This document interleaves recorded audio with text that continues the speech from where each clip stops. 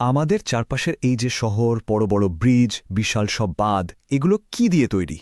উত্তরটা কিন্তু আমাদের সবারই জানা, কংক্রিট।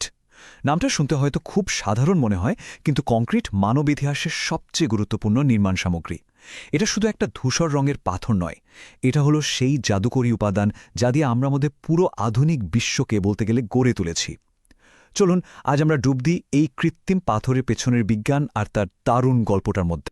এই সুবিশাল হুভার ড্যামের দিকে একবার দেখুন, যেন মানুষের হাতে গড়া এক বিশাল পাহাড়। কিন্তু এটা বানানো সম্ভব হলো কিভাবে? উত্তরটা হলো, আমরা এমন এক ধরনের পাথর আবিষ্কার করেছি যা তরল অবস্থায় ঢালা যায় আর তারপর সেটা পাথরের মতোই শক্ত হয়ে যায়। এই যে ঢেলে দেওয়া যায় এমন একটা পাথর, এটাই হলো কংক্রিট। বেশ, তাহলে কংক্রিটকে কেন আমরা বলছি একটা কৃত্রিম পাথর, আর কিভাবেই বা একে যে কোনো আকার দেয়া যায়? চলুন আমাদের প্রথম ভাগে আমরা ঠিক এটাই জেনে নেব। তো কংক্রিট আসলে কি? খুব সহজ করে বললে এটা একটা কৃত্রিম পাথর। এর মধ্যে কি থাকে? থাকে সিমেন্ট, পানি, বালি আর অ্যাগ্রিগেট, মানে বিভিন্ন সাইজের পাথরের টুকরো আর কি।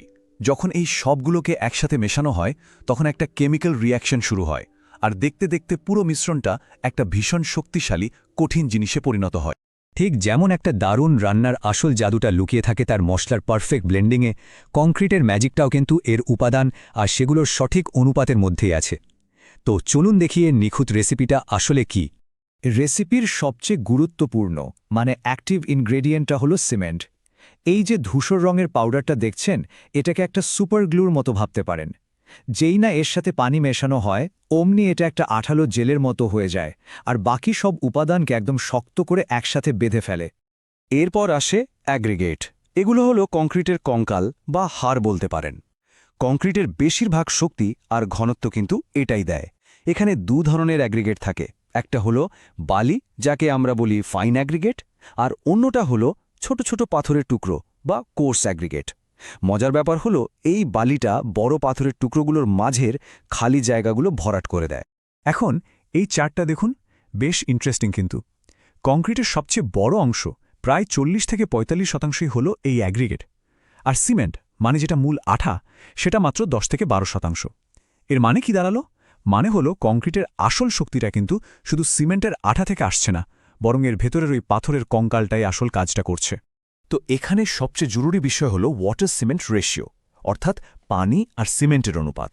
এটা কিন্তু ভীষণ ক্রিটিক্যাল একটা ব্যাপারটা হলো, পানি যত কম ব্যবহার করা হবে কংক্রিট তত বেশি শক্তিশালী হবে।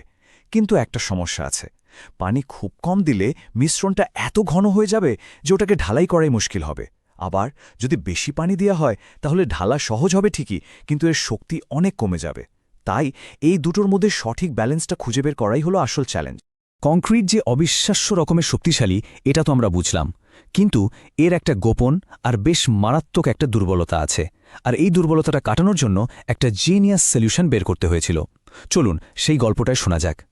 ব্যাপারটা খুব সহজ। কংক্রিট চাপের মুখে অসম্ভব শক্তিশালী, মানে এর ওপর যদি প্রচণ্ড চাপ দেওয়া হয়, যেমন একটা বিশাল বিল্ডিংয়ের পুরো ওজন সেটাও হাসি মুখে সহ্য করে নিতে পারে। কিন্তু কংক্রিট একদমই টান সহ্য করতে পারে না। যদি একে দুই দিক থেকে টান দেয়া হয় বা ধরুন বাঁকানোর চেষ্টা করা হয়, তাহলে এটা খুব সহজেই পট করে ভেঙে যাবে। তাহলে কংক্রিটের সেই গোপন আর মারাত্মক দুর্বলতাটা কি? এক কথায় টেনশন বা টান। আর এই একটা দুর্বলতার কারণেই কিন্তু সাধারণ কংক্রিট দিয়ে বড় বড় ব্রিজ বা স্কাইস্ক্রেপার বানানো প্রায় অসম্ভব ছিল। আর এই বিশাল সমস্যার সমাধানটা কি? স্টিল। কংক্রিটের ভেতরে স্টিলের রড, যেটাকে আমরা রিবার বলি, সেটা ঢুকিয়ে দেওয়া হয়। এই স্টিলের কঙ্কালটায় কংক্রিটকে সেই শক্তিটা দেয় যেটা তার নিজের ছিল না। কিন্তু প্রশ্ন হল, স্টিলই কেন? কেন কংক্রিটের জন্য স্টিল এত পারফেক্ট একটা পার্টনার? প্রথমত, স্টিল টেনশনে মানে টান সামলানোর ক্ষেত্রে অসাধারণ শক্তিশালী। যেখানে কংক্রিট টান পড়লেই ভেঙে যায়, সেখানে স্টিল সেই পুরো চাপটা নিজের ওপর নিয়ে নেয়। দ্বিতীয়ত, আর এটা খুবই জরুরি একটা পয়েন্ট, গরম বা ঠান্ডায় কংক্রিট আর স্টিল প্রায় একই হারে সংকুচিত আর প্রসারিত হয়। এর ফলে এদের মধ্যে কোনো ফাটল ধরে না। আর সবশেষে কংক্রিট কিন্তু স্টিলকে বাইরের আবহাওয়া, মরিচা আর আগুন থেকে বাঁচিয়ে রাখে। মানে এরা দুজন মিলে এমন একটা টিম তৈরি করে যা একা কংক্রিট বা স্টিলের চেয়ে অনেক অনেক বেশি শক্তিশালী। এই যে এত বড় একটা আইডিয়া, এর শুরুটা কিন্তু হয়েছিল বেশ মজার আর সাধারণ একটা জায়গা থেকে। 1867 সালে জোজেফ মনিয়ের নামে এক ফরাসি মালি তার বাগানের জন্য লোহার জাল দিয়ে শক্তিশালী করা কংক্রিটের টব বানান, আর বানানোর পরেই তিনি বুঝতে পারেন যে এটা সাধারণ টবের থেকে অনেক বেশি মজবুত। এই ছোট আইডিয়াটাই কিন্তু পরে আজকের দিনের বড় বড় ব্রিজ আর বিল্ডিং বানানোর ভিত্তি হয়ে দাঁড়ায়। বেশ, তাহলে আমরা উপাদানগুলো সম্পর্কে জানলাম, তাদের জাদুকরী পার্টনারশিপের কথাও শুনলাম, কিন্তু বাস্তবে একটা ভেজা মিশ্রণ থেকে কিভাবে একটা আস্ত কাঠামো তৈরি হয়, চলুন এবার সেই প্রক্রিয়াটা একটু দেখে নেওয়া যাক। কংক্রিট বানানোর প্রসেসটাকে আমরা মূলত 4টে ধাপে ভাগ করতে পারি। প্রথমে হলো ব্যাচিং, মানে রেসিপি অনুযায়ী সব উপাদান একদম মেপে মেপে নেওয়া। তারপর মিক্সিং, যেখানে একটা বড় মেশিনে সবগুলোকে খুব ভালোভাবে মেশানো হয়।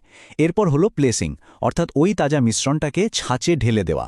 আর সবচেয়ে শেষে সবচেয়ে গুরুত্বপূর্ণ ধাপটা হলো কিউরিং। এখানে কংক্রিটটাকে প্রায় 28 দিন পর্যন্ত ভেজা রাখা হয়। মনে রাখতে হবে, এটা কিন্তু শুধু শুকিয়ে যাওয়া নয়, এটা একটা রাসায়নিক প্রক্রিয়া যার মাধ্যমে কংক্রিট তার আসল আর পুরো শক্তিটা পায়। আর এই ছবিটা দেখুন, কি দারুণভাবে পুরো ব্যাপারটা বোঝা যাচ্ছে। বাঁদিকে তরল কংক্রিটকে স্টিলের রডের ওপর ঢালা হচ্ছে, একদম কাদা মাটির মতো একটা মিশ্রণ।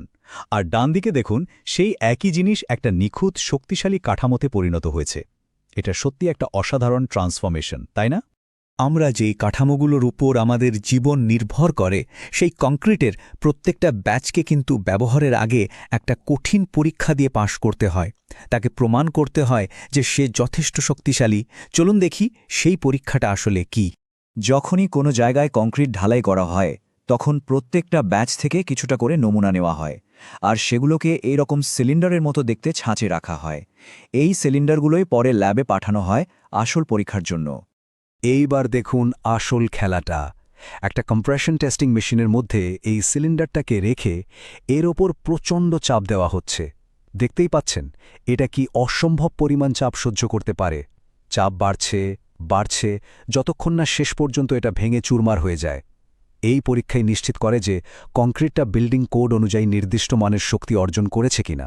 আমরা একটু আগে যে ক্র্যাশ টেস্টটা দেখলাম, বিজ্ঞানীরা সেটাকে একটা গ্রাফের মাধ্যমে প্রকাশ করেন, যেটাকে বলা হয় স্ট্রেস স্ট্রেইন কার্ভ। এই গ্রাফটা আসলে ওই টেস্টের গল্পটা বলছে।